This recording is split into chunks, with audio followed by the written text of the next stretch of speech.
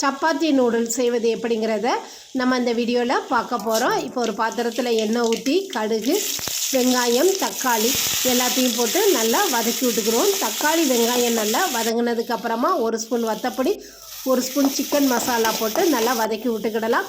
பொடிசாக கட் பண்ண பூண்டு, பொடிசாக கட் பண்ண கோஸு, கேரட்டு, பீன்ஸு, குடமிளகாய் எல்லாத்தையும் போட்டு நல்லா மசாலா கூட கலந்து விட்டுக்கோங்க.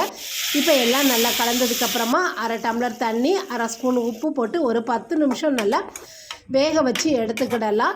இப்போ ஒரு தோசைக்கல்லில் 2 முட்டையை நம்ம உடச்சி ஊற்றிக்கிடலாம்.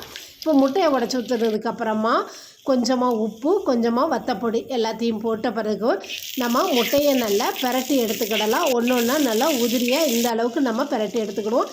இப்போது 5 நிமிஷம் வெந்நீரில் வேக வச்ச காலிஃப்ளவரையும் இது கூட போட்டு, இப்போது இது கூட நம்ம நீல வாக்கில் கட் பண்ண சப்பாத்தி அதையும் போட்டுக்கிடலாம். முட்டை எல்லாத்தையும் போட்டு நல்லா கலந்து விட்டுக்கோங்க. ஒரு 5 நிமிஷம் நல்லா மசாலாவோட கலந்து விட்டதுக்கப்புறமா கடைசியாக கொத்தமல்லி இலை தூவி இறக்குனா சுவையான சப்பாத்தி நூடுல்ஸ் ரெடி ஆகிட்டு.